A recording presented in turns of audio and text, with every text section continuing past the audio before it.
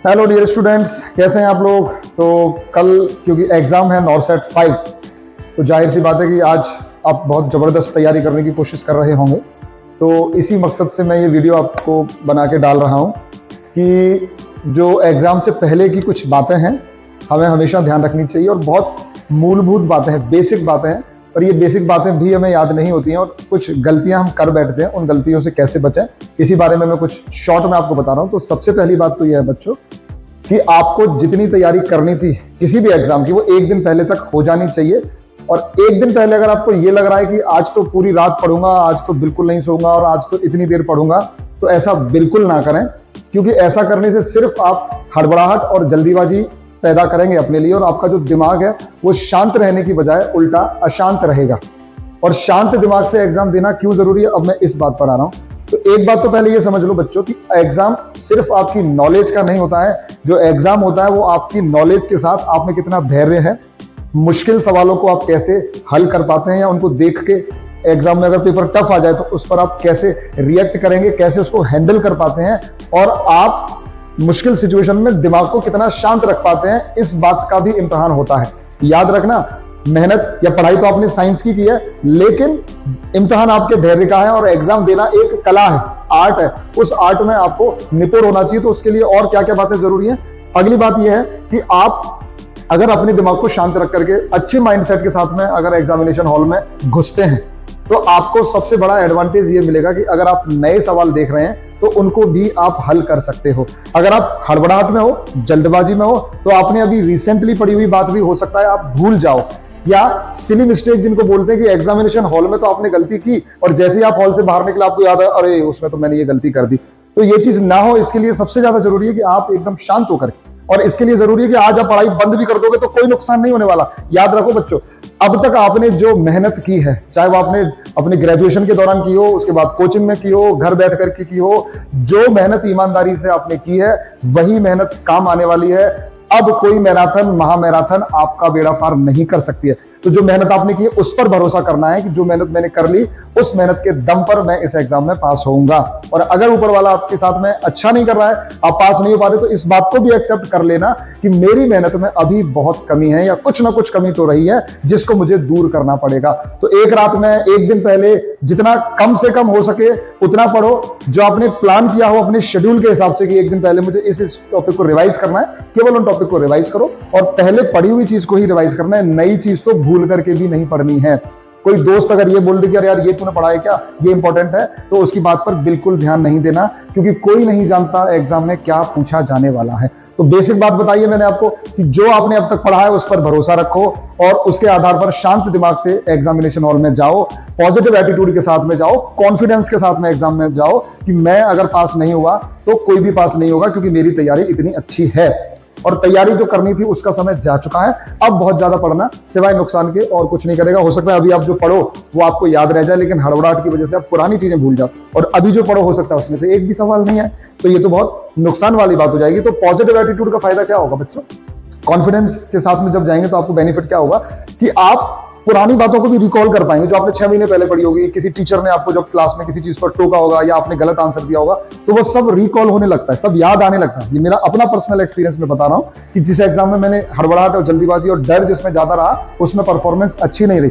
जिसमें ईश्वर का नाम लेकर के, माता पिता को याद करके, अपने गुरुजनों को याद करके आप शांत होकर के बैठे, उस एग्जाम में आपकी परफॉर्मेंस ऑटोमेटिक इंप्रूव हो गई। आपको ऐसी चीजें याद आने लगती जो आपने 2 साल पहले पढ़ी थी, 1 साल पहले पढ़ी थी, 6 महीने से पहले पढ़ी थी, वो याद आने लग जाती, क्योंकि आपका मन शांत, दिमाग स्थिर है, तो आप कॉन्सेंट्रेट कर पाते हो, आपकी मेमोरी बहुत अच्छे से फंक्शन करती है। अच्छी नींद लेकर के जाओ। थोड़ी एंजाइटी की वजह से क्या होता है, कई लोगों को तो नींद नहीं आती। मेरे साथ जब चाहे वो पीएमटी का एग्जाम रहा हो या प्री पीजी का एग्जाम रहा हो, अब तो नीट होने लग गया है, तो नींद नहीं आती थी लोगों को कि साहब आज तो नींद नहीं आएगी, रात को 3 बजे तक पढ़ूंगा, 2 बजे तक पढ़ूंगा। मैं 11 बजे सो गया था। मैं अपना पर्सनल एक्सपीरियंस भी आपको बता रहा हूँ। तो सबसे अच्छा एग्जाम हुआ था और बहुत अच्छी रैंक आई थी, जितना सोचा था उससे भी बेहतर रिजल्ट आया था बच्चों। तो ऐसा इसलिए हुआ क्योंकि कॉन्फिडेंट थे कि ठीक है भाई, तैयारी कर ली, पूरे साल 2 साल जितनी तैयारी की थी वो हमने करी है, उसी के आधार पर हम एग्जाम देने जा रहे हैं। तो एक दिन पहले, एक रात पहले बिल्कुल शांत अपना मन रखें, शांत अपना दिमाग रखें, और कॉन्फिडेंस के साथ में जाए कि मेरी तैयारी है, मुझे अपने आप पर भरोसा है, और जो भी सवाल आएंगे उनको मैं अच्छे से हल करूंगा। और अगर कोई सवाल मुश्किल है तो वो सबके लिए मुश्किल है। एक स्ट्रेटेजी के बारे में थोड़ा सा जानना और जरूरी है, आखिरी पॉइंट है बच्चों। हर एग्जाम के लिए आपको एक स्ट्रेटेजी बनानी चाहिए कि इतने घंटे हैं, इतने सवाल हैं, तो कैसे हैं। अब मैं इस एग्जांपल के लिए आपके नॉर्सेट का ही ले रहा हूं, क्योंकि नॉर्सेट प्री और मेन कर दिया है ना।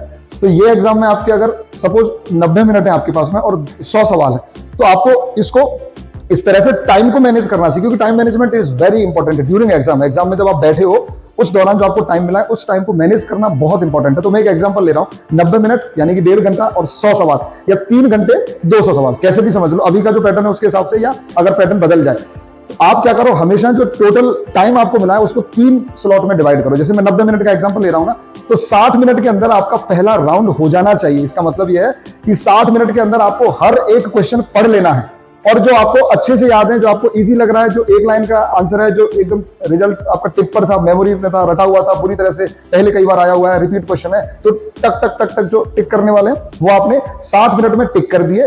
और जो आपको पता है कि बस थोड़ा सा इसके बारे में मैं याद करूंगा, थोड़ा सा दिमाग लगाऊंगा तो आ जाएंगे, उनको कहीं मार्क कर दो आप। तो एक राउंड आपका हो गया, आपने सारे क्वेश्चन कर दिए, और उसमें जो आपको बहुत इजीली आते थे वो एक भी छूटेगा नहीं, चाहे वो आखिर में हो इजी क्वेश्चन तो भी आप उसको कर दोगे। शुरू में टफ क्वेश्चन है, अब उसके लिए आपके पास टाइम है। दूसरा राउंड रखो आप 20 मिनट का, 60 मिनट और 20 80 मिनट। दूसरे राउंड में जो आपने टॉपिक पढ़े थे और जिसमें थोड़ा सा टफ लग रहा था, या आपको लगा कि इसमें थोड़ा सा दिमाग लगाने की जरूरत है, ये थोड़ा टाइम लेने वाला क्वेश्चन है, कोई कैलकुलेशन उसमें अगर आ गई है, या इंग्लिश की लैंग्वेज उसकी टफ थी जिसको आपने छोड़ दिया था, अब आप उस क्वेश्चन को आओ।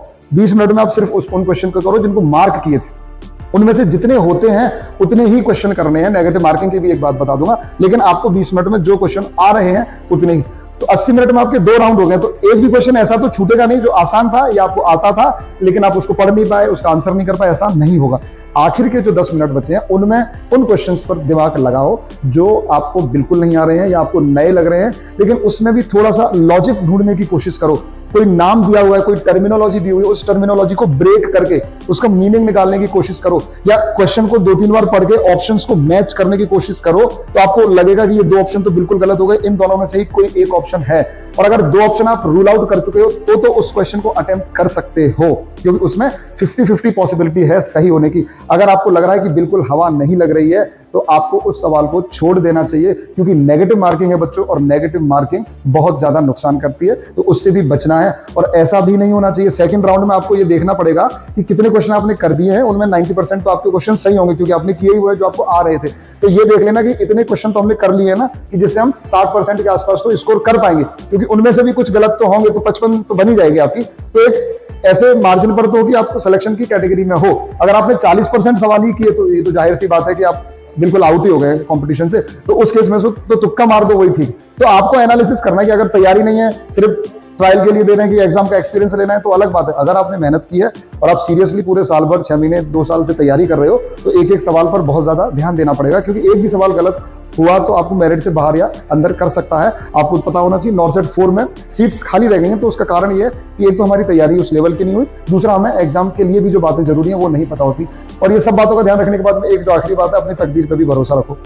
आप जिस भगवान को मानते हो, जिसकी पूजा करते हो, अल्लाह, ईश्वर जो भी आपके हैं, उनको याद करो और उनसे थोड़ा सा आशीर्वाद लेकर के जाओ, अपने माँ बाप का, गुरुजनों का आशीर्वाद लेकर के जाओ, और अपनी किस्मत को भी थोड़ा सा, इन चीज़ों से आपकी किस्मत थोड़ी सी अच्छी हो जाती है। तो कौन से क्वेश्चन पूछते हैं, आपने क्या पढ़ा था, उसी में से सवाल आए, ये चीज़ें थोड़ी सी आपकी किस्मत से भी तय होती हैं। तो थोड़ा अपनी किस्मत पर भरोसा रखो, लेकिन हड़बड़ाहट, जल्दीबाजी नहीं करनी है। धैर्य का इम्तहान है, शांति से पेपर देना है। आपको स्ट्रेटेजी बनानी है कि 3 राउंड मुझे ऐसे ऐसे करने हैं। अगर ऐसा आप करते हो तो डेफिनेटली उतनी ही तैयारी के साथ में आप अपनी परफॉर्मेंस को इंप्रूव कर पाओगे। अगर आपको इस वीडियो में कहीं भी बातें ठीक लग रही हैं तो कमेंट करके बता सकते हो। किसी दोस्त को शेयर करने का मन है कि यार एक दोस्त को भी भला हो जाए, उसको शेयर कर सकते हो। कोई सजेशन है आपका तो आप कमेंट में लिख सकते हो, उसको पढ़ा जाएगा, उस पर अमल किया जाएगा। और अब आखिर में आप सब लोगों को thank you and all the best. अच्छे से एग्जाम करना है, जो बातें बताई उनका ध्यान रखना है। एग्जाम कैसा हुआ ये आपको हमें बताना है कमेंट करके। Thank you so much, all the best.